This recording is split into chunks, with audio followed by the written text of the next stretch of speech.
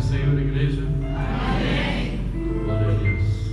Quero parabenizar esta igreja, o pastor João Carlos, todo o corpo de obreiros, aos irmãos e irmãs, por 56 anos da obra do Senhor neste lugar.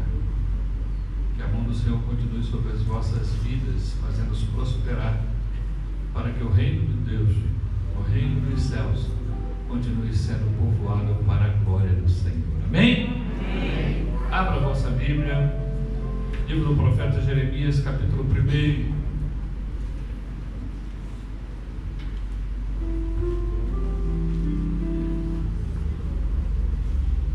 Jeremias, capítulo 1, versículos 11 e 12. Diz assim a palavra do Senhor: ainda veio a mim a palavra do Senhor dizendo: que é que vês, Jeremias? E eu disse: vejo uma vara de amendoeira. E disse-me o Senhor: viste bem, porque eu velo sobre a minha palavra para a cumprir. Os irmãos podem tomar assento? Aleluia. Louvado seja o nome do Senhor Jesus Cristo. Queridos, certamente se perguntássemos aqui quem tem promessa de algum homem, de algum conhecido, ou do patrão, ou da esposa, do esposo, alguns levantariam as mãos. Mas se eu perguntasse e pedisse para levantar as mãos, quem tem promessa de Deus aqui, eu não tenho dúvida de que toda a igreja levantaria a sua mão. Porque uma das promessas principais é um dia estarmos no céu de glória com Ele. E o Senhor, quando diz a Jeremias nesse texto, Ele disse que Jeremias viu bem uma vara de amendoeira. E o Senhor fala: porque eu velo pela minha palavra para a cumprir. As promessas que Deus tem feito a mim e a você, elas vêm se cumprindo ao longo dos anos. Muitas delas já se cumpriram. Algumas se cumpriram assim, numa rapidez tamanha tão grande que ficamos surpresos. Mas tem determinadas promessas, determinadas situações, que nós temos a convicção, a certeza de que é Deus quem nos falou. E oramos, jejuamos, buscamos, consagramos as nossas vidas, realizamos a obra do Senhor, e nada daquilo que estamos esperando, porque a promessa de Deus se cumpre. Aleluia. Glória a Deus. Mas Deus, Ele não só cumpre a sua palavra, mas a Bíblia diz que, alguns até falam que a Bíblia diz que há tempo para todas as coisas debaixo do céu. Mas a Bíblia não diz que há tempo para todas as coisas. Lá em Eclesiastes, o sábio vai falar que há tempo para todo o propósito debaixo do céu. É porque Deus não faz nada sem propósito. Tudo que Deus faz na minha e na sua vida, Ele tem um propósito a ser realizado para a glória do nome dEle. E até o tempo de se cumprir promessas em nossas vidas tem um propósito.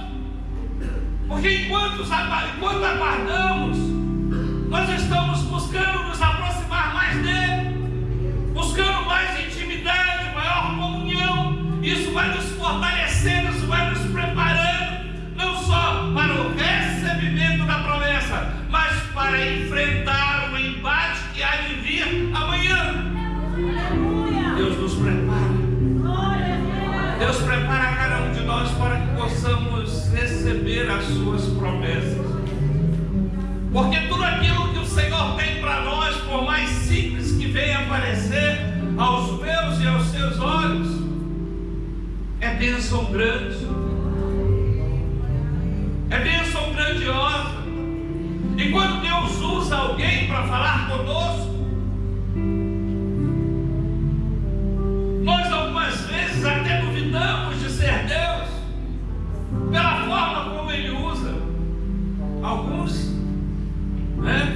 esperando que nem Naamã. Naamã, quando ele vai ao profeta Eliseu, Eliseu fala para ele que ele vá até o rio para se banhar, mergulhar 7 vezes. Ele questiona, ele diz que ele falava consigo mesmo: certamente o homem de Deus vai vir até mim, vai se colocar diante de mim, vai clamar ao seu Deus, vai passar as suas mãos sobre a minha lepra e eu ficarei restaurado. E às vezes Deus só quer 7 mergulhos. Vai lá e mergulha. Aleluia. Como tem sido os mergulhos nossos na água do Espírito Santo? Como tem sido o nosso caminhar? Estamos satisfeitos com águas nos tornozelos? Ou estamos caminhando mais, buscando mais, para que a água venha à cintura? Mas a água chegando na cintura, eu e você devemos nos acomodar? Não! Podemos caminhar mais, como diz Ezequiel. Aleluia. Na realidade, o Senhor quer que chegamos a uma estatura de confiar nele, estarmos como sem os pés no chão, dependendo das águas do rio e dependendo do Senhor, do Espírito Santo mover a minha e a sua vida, para que nós possamos alcançar as promessas.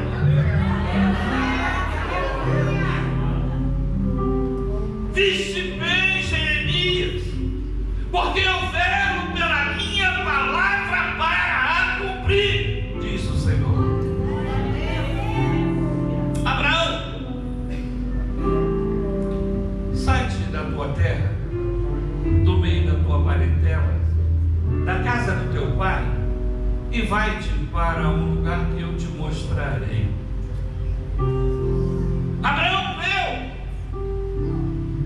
e ele tinha uma promessa, porque no versículo 2, capítulo 12, o Senhor fala para ele: e far-te-ei uma grande nação, e abençoar-te-ei, e engrandecerei o teu nome, e em ti serão benditas todas as famílias da terra. Claro que nessa parte final do versículo, né? Em ti serão benditas todas as famílias da terra. Já estava apontando lá para o Calvário, aleluia, para a descendência dele, que seria Jesus Cristo, Filho de Deus. Louvado seja o nome do Senhor. Eu vou resumir, vou fazer um resumo do resumo. Abraão sai, Deus vai abençoando, vai fazendo prosperar, ao ponto de daqui a pouco ter contenda entre os pastores dele e os pastores do seu sobrinho Ló. Ele dá opção a Ló para que Ló escolhesse para onde ele quisesse ir, a melhor terra que ele entendesse. E isso é tão lindo, irmãos, porque tem muita gente que quer escolher pelos seus próprios olhos, esquecendo-se de que eu estou vendo até ali, do outro lado da rua ainda consigo enxergar alguma coisa, mas dali por diante eu não vejo mais nada. Mas quando eu deixo nas mãos do Senhor a escolha para aquilo que Ele tem para a minha vida, sempre será o melhor. Aleluia! Ló vê as campinas verdejantes de Sodoma e Gomorra e escolhe. Abraão vai para outra banda e Deus o faz prosperar. Mas tem gente, irmãos, que com o passar do tempo, o provérbio diz que o demorar da promessa, de cumprir-se a promessa, não com essas palavras, enfraquece o coração. E é realmente a nossa fé. Quantas vezes o Senhor precisa nos reanimar? Quantas vezes o Senhor vai usar um profeta e vai falar para você: eu não disse que eu vou fazer, então aguarde que eu vou fazer.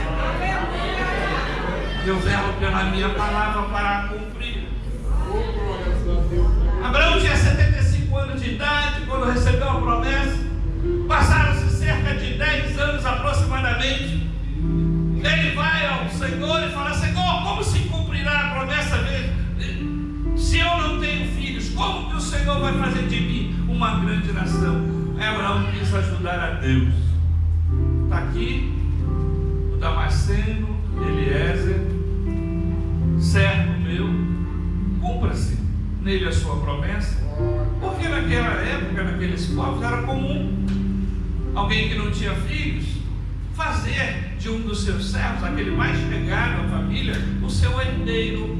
E Abraão, então, em outras palavras, estava dizendo para Deus o seguinte: olha, já que o Senhor não teve condições, não teve poder suficiente para poder me dar filhos, está aqui, eu vou te apresentar Eliezer, para que o Senhor venha cumprir dele, através dele, a sua promessa.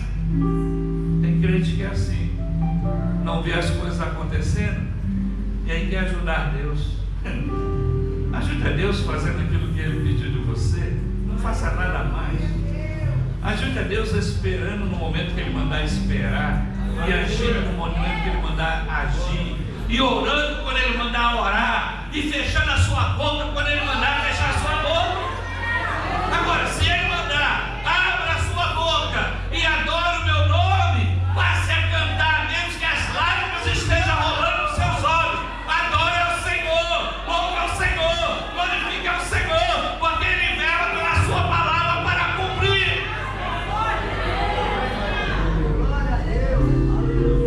Deus fala para Abraão, ainda Abraão, né? Não será assim. Aquele que for gerado das suas entranhas, esse será o seu herdeiro.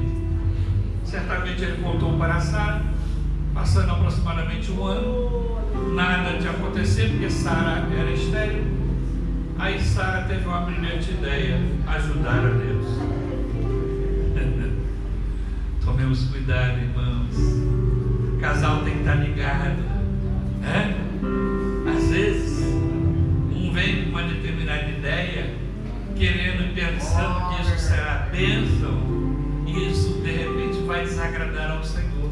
É importante que nós, eu e minha esposa, possamos estar em um mesmo espírito. Se não estamos entendendo o que está acontecendo, vamos orar ao Senhor. Se você não souber o que vai fazer, saiba pelo menos aonde você vai. Se você não sabe aonde você vai, vá para os pés do Senhor, dobre o seu joelho, vai jejuar, vai orar, vai exaltar ao Senhor, consagrando a tua vida, porque no tempo certo o Senhor vai lhe orientar. E aí a Bíblia diz que Sara faz uma oferta, uma sugestão a Abraão: está aqui a minha serva egípcia Agar, entra ela e ela me dará um filho, e ele será o meu filho, que ela vai cuidar, eu vou cuidar, e através dele estará sendo cumprida a promessa de Deus. Abraão aceitou a ideia, nasceu Ismael, mas o Senhor falou assim: não é assim, não é assim, aleluia. Com 99 anos, 24 anos depois, o Senhor aparece mais uma vez a Abraão. E olha que ao longo desse tempo, por algumas vezes, o Senhor teve que renovar a aliança com Abraão. Não porque Deus quebrou a aliança, Abraão quebrou a aliança. Então a aliança precisou ser renovada. Mas Deus é aquele que vela pela sua palavra para a cumprir. E se Ele é onisciente, se Ele é presciente, quando Ele prometeu a Abraão, por Ele ser presciente, Ele sabia que aquilo ia acontecer, e ainda assim Ele prometeu. Com 99 anos, o Senhor aparece mais uma vez a Abraão, tirou ele para fora da telha e falou assim: olha, as estrelas do céu, conte-as, se tu puderes, assim será a sua descendência. E um ano depois nasce Isaac. Um ano depois nasce Isaac. Esperou 25 anos. Isaac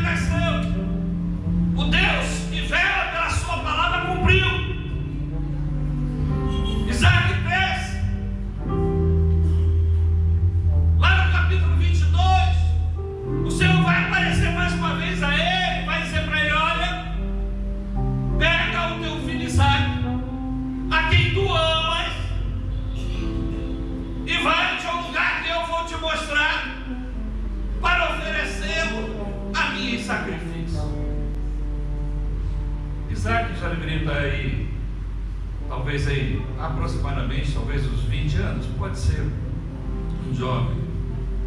Imagine, esperou 25 anos para que a promessa fosse cumprida. Está aproximadamente 20 anos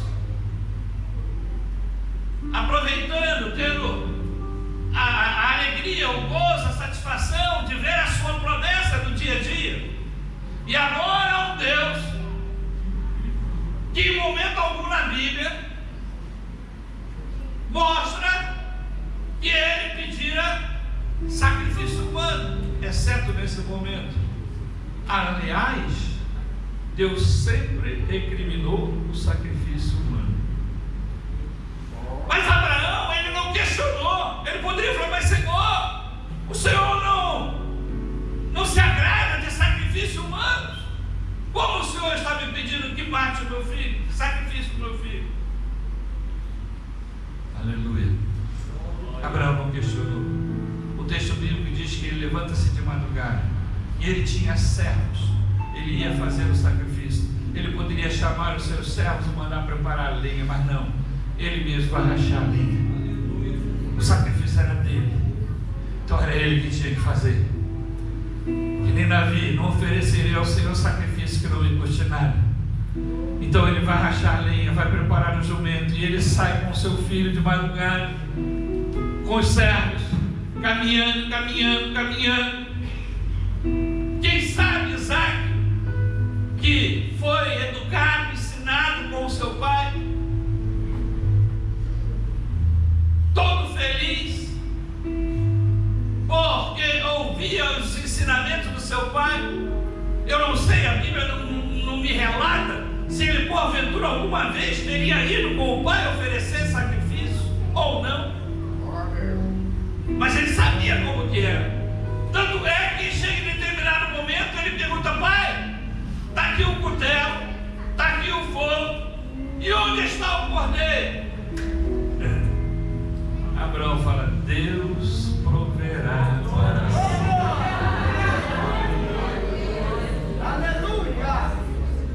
No deixar os seus servos para subir ao monte, ele diz: aguarde aqui, até que eu e o menino vamos e tornemos para vós.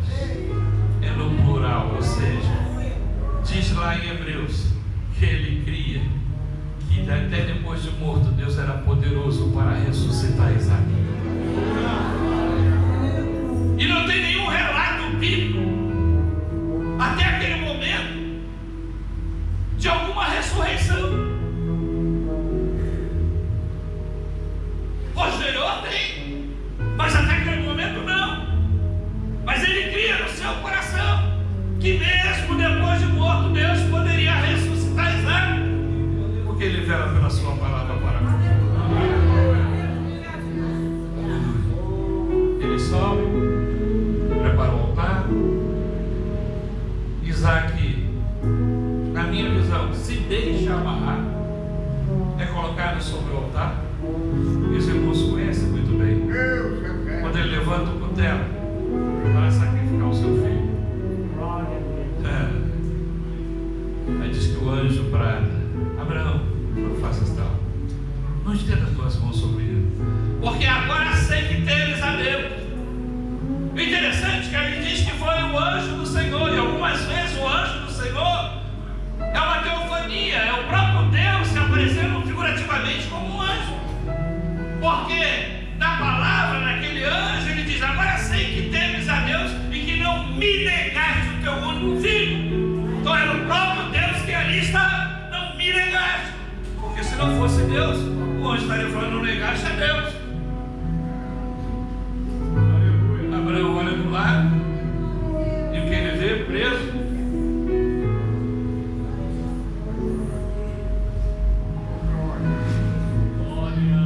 Preso no arbusto, o que ele vê? Um carneiro. Alguns colocam como um cordeiro. Não, é um carneiro. Por que não era um cordeiro? Porque o cordeiro seria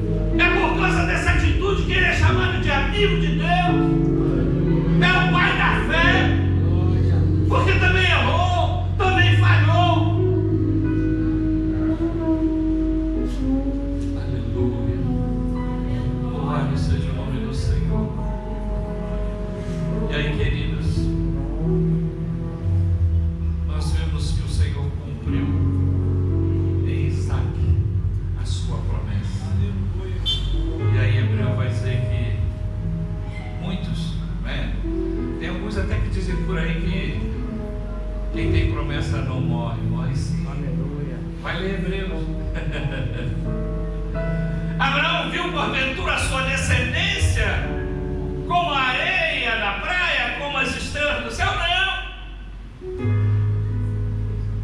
Mas ele viu a sua descendência. E ele creu. E o Senhor cumpriu.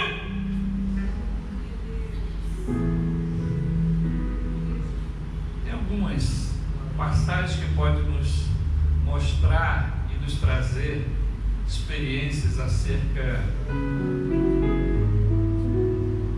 do tema que eu falei, que Deus vela pela sua palavra, sobre a sua palavra para nós. Mas eu quero voltar lá no Éden.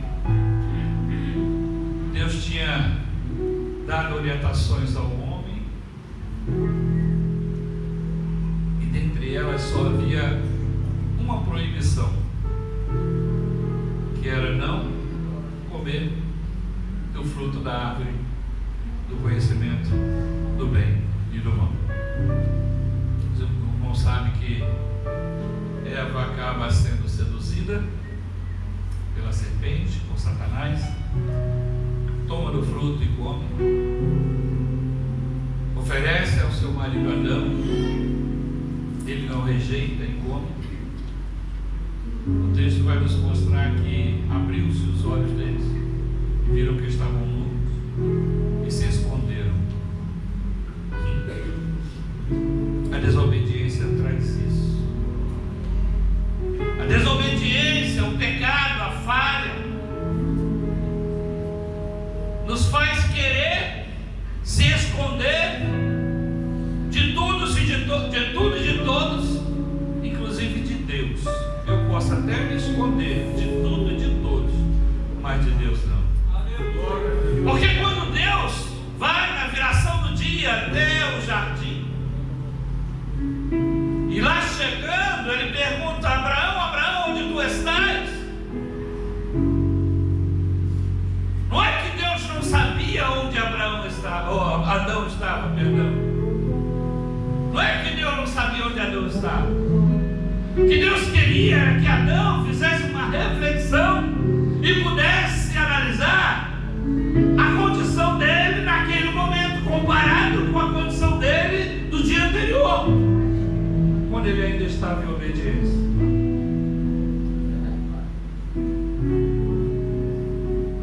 Deus então lança sentença para o homem, para a mulher e para a serpente. E para a serpente disse que da semente da mulher nasceria um que esmagaria a sua cabeça, embora a serpente lhe feriria o calcanhar. Isso já apontando para o Calvário. E aí nós vamos ver todo o Antigo Testamento apontando para Cristo, porque a Bíblia ela é cristocêntrica, ou seja, Cristo está no centro de tudo. Aleluia. Todo o Antigo Testamento apontando para aquele que haveria de vir, o Messias, o enviado do Senhor, o Salvador do mundo.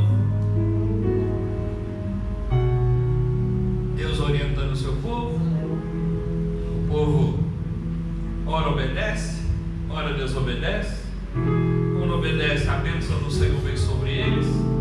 Quando Deus obedece, vem o juízo de Deus, e às vezes usando nações muito mais ímpias, terríveis, para subjugar o seu povo, por causa da desobediência. Mas o Senhor ia falar, e da semente da mulher nasceria um. Aleluia. Louvado seja Deus. Eu velo pela minha palavra para abrir. Aleluia. E quando chega lá no Evangelho de Mateus, Lucas dá alguns detalhes a mais, mas nós vamos ver que aparece o anjo Gabriel a uma virgem. Os irmãos conhecem, não estou aqui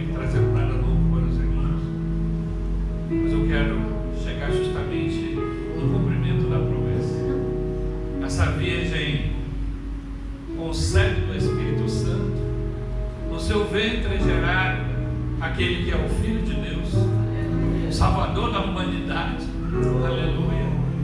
Louvado seja o nome do Senhor. E se nós pararmos para analisar, né, de Gênesis 1 até o anúncio de Jesus, deve dar aproximadamente uns 6.000 anos. Hoje, com mais 12.000, aproximadamente 12.000 anos. Mas como o Senhor vela pela sua palavra para cumprir, não importa o tempo que vier passar, Ele vai cumprir. Aconteça o que acontecer, Ele vai cumprir. E quando não cumpre, Ele vai abençoando, Ele vai corrigindo. Nasce Jesus, com 12 anos de idade, ele é levado a Jerusalém para a festa. Vão a Jerusalém, terminados os dias da festa, José e Maria retornam. E depois de um dia caminhando, retornando de Jerusalém, retornando da festa,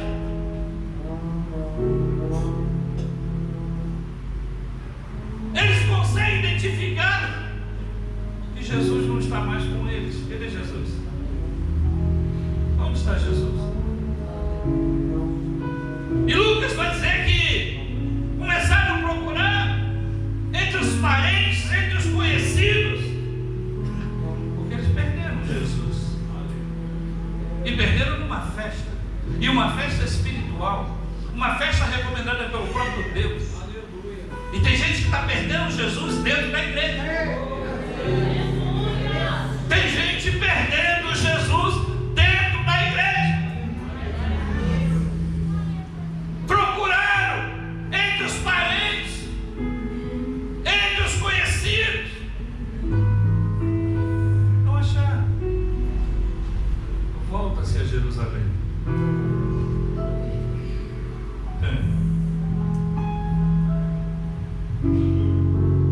Para reencontrar Jesus, tem que voltar lá onde você esteve com ele da última vez. Aleluia. Aleluia. Onde foi? Foi no joelho? Quanto tempo você não dobra mais os joelhos para orar, para falar com o Senhor? Aleluia. Foi na consagração? Quanto tempo você não participa mais da consagração? José e Maria voltaram a Jerusalém. E diz o texto que depois de 2 dias o acharam no templo. Ora!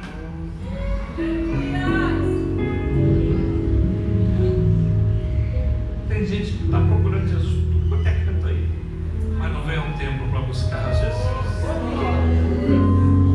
Pastor, mas Jesus só está no templo? Não. Mas se você estiver no templo e reencontrá-lo, Ele vai estar com você. Ele vai guiar a sua vida. Aí aonde você for, Ele vai com você. Quer ver uma coisa? Certamente alguém aqui já teve experiências assim. De repente estar num lugar de grande multidão e está com um filho, com uma filha. E às vezes a esposa está no shopping passeando, estão conversando, né? Conversando e tal. Daqui a pouco a esposa, normalmente a esposa é negócio de vitrine, né? A esposa para diante de uma vitrine assim e o marido continua andando e falando, como se a esposa estivesse do lado. Daqui a pouco ele olha, ué, cadê? Está lá atrás. Aí ele volta lá para reencontrar a esposa.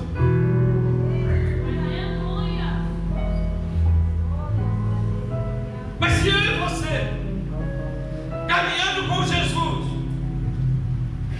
buscar não só conversar com Ele, falar com Ele, mas também buscar estar com os ouvidos atentos à sua voz, no momento em que eu não ouvir mais a voz do Senhor, eu vou notar que alguma coisa está errada.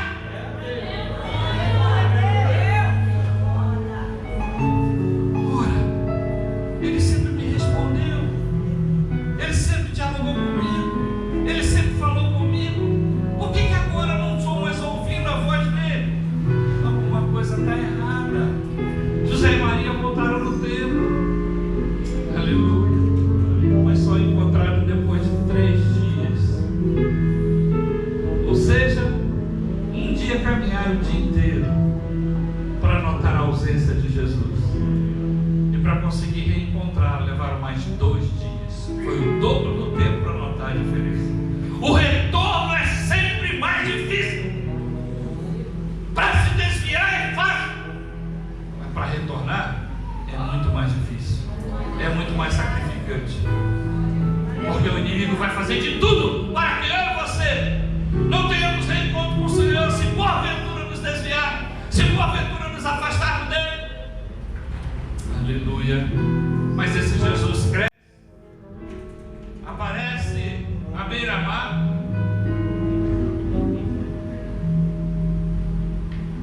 para convocar os seus discípulos, mas antes ele vai até João Batista para que pudesse então ser batizado.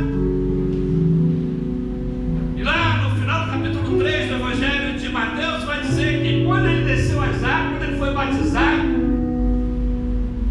diz que o céu se abriu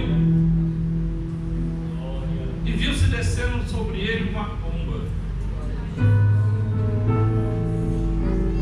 O Espírito Santo descendo sobre o Filho de Deus. E uma voz do céu que dizia: este é o meu Filho amado, em quem eu me comprazo, em quem eu tenho prazer. Mas tinha uma promessa para ser cumprida, e Deus vela pela sua palavra. Mas ele precisava ser preparado. E aí o Espírito Santo o toma, o leva ao deserto para ser tentado pelo diabo. E lá ele vai usar a palavra, os irmãos conhecem, eu vou correr porque a hora já foi. E depois de vencer Satanás, chega os anjos para o servirem. Mas a vitória vem através da palavra. Está escrito! Está escrito! Está escrito! Glória a Deus, aleluia. Aquele que ao sair das águas ouviu uma voz: esse é meu Filho amado. E que Deus já falou para você: você é minha filha amada, você é meu filho amado. Aleluia. Aí o diabo vem sugestionar: se tu és filha de Deus, se tu és filho de Deus, faz isso, faz aquilo, faz aquilo outro. Não é? E nem fez Jesus: diga essas pedras que se tornem pães, lança daqui para baixo. Se tu és filho de Deus, o adversário está te sempre sugestionando, querendo colocar dúvida no amor de Deus por nós. Mas aquele que não poupou nem o seu próprio filho, diz o texto bíblico, como não nos dará com ele todas as coisas? Aleluia. Jesus sai, cumpre o seu mistério, milagres, maravilhas, e chega em determinado momento que está no Getsemane, como ser humano que era.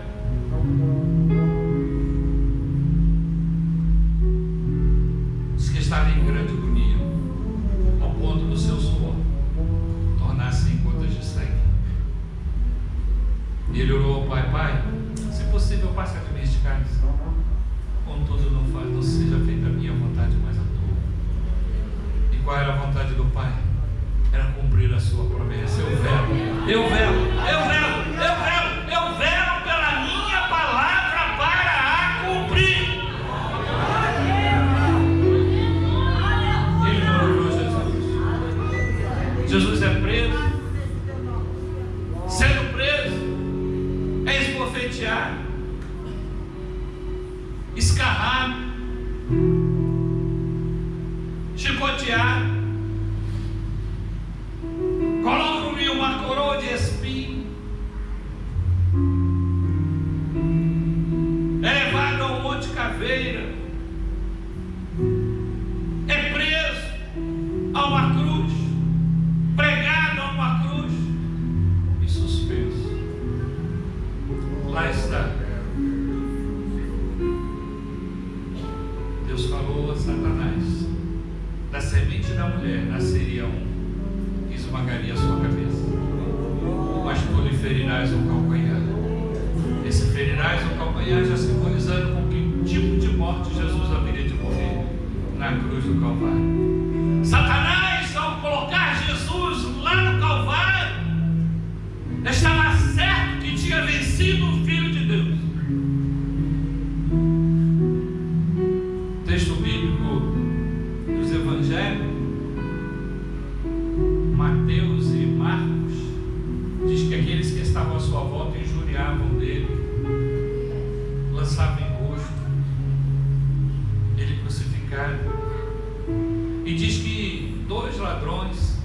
dois salteadores, foram crucificados um à direita e outro à esquerda, também injuriavam. Ué, pastor, é assim? É. Mateus e Marcos diz que os dois também lançavam em rosto de Jesus. Ué, pastor, mas na minha Bíblia diz que um deles olhou para Jesus e disse, questionou seu companheiro e pediu ao Senhor: lembra-te de mim quando entrares no teu reino. Bom, a Bíblia não tem contradição.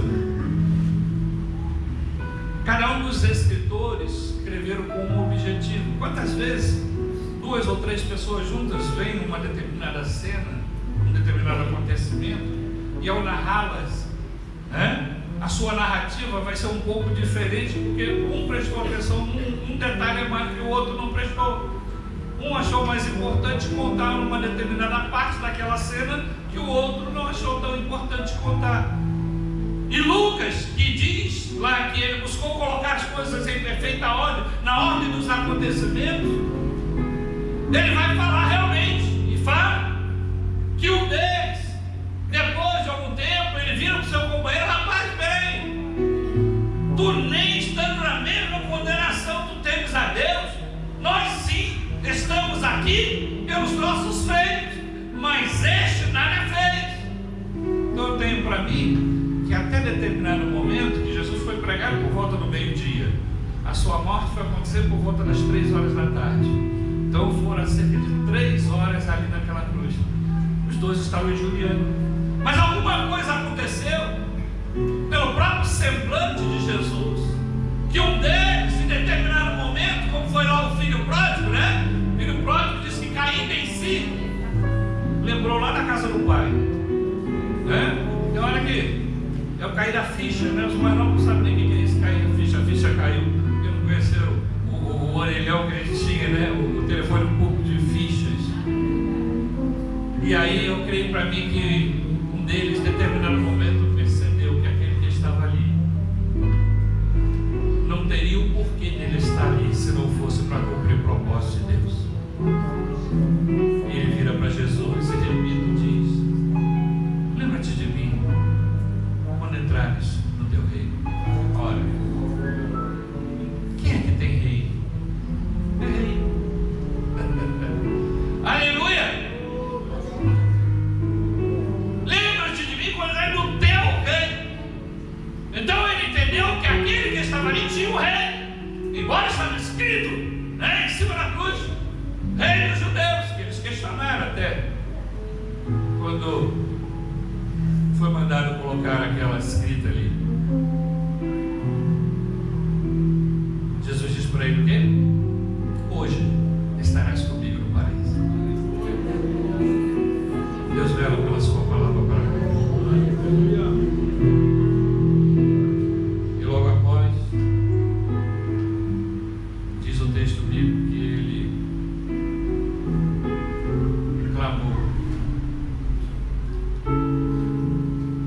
Eloi, Eloi, lama sabachthani. Deus meu, por que me desamparaste? Pastor, mas isso aconteceu. Jesus foi literalmente desamparado, sim, porque sobre ele foram lançados os meus e os seus pecados. E o filho que sempre teve uma comunhão eterna, uma eterna comunhão com o Pai, precisaria ter por algum momento aquela comunhão rompida, para que tão somente ele, só ele, recebesse sobre a sua vida, sobre ele, os nossos pecados. Porque se o Pai e o Espírito Santo fossem contaminados pelo nosso pecado, não teria quem poderia nos salvar. Mas ele deu a sua vida, e em algum momento ele disse o quê? Pai, em tuas mãos eu entrego o meu Espírito. Deus vela pela sua palavra para a cumprir. E eu e você temos que ter o devido cuidado, mesmo aguardando as promessas que estão demoradas.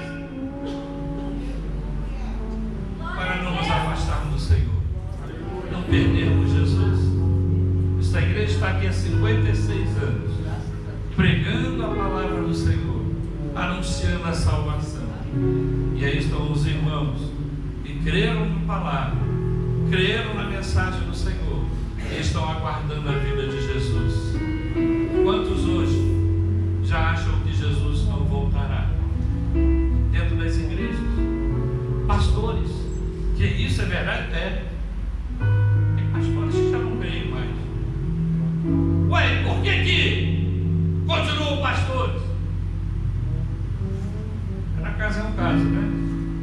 Mas possa ser que não tem uma profissão, depende financeiramente, e aí não quer abandonar, vai continuar pregando a palavra, mas não tem mais Jesus voltará.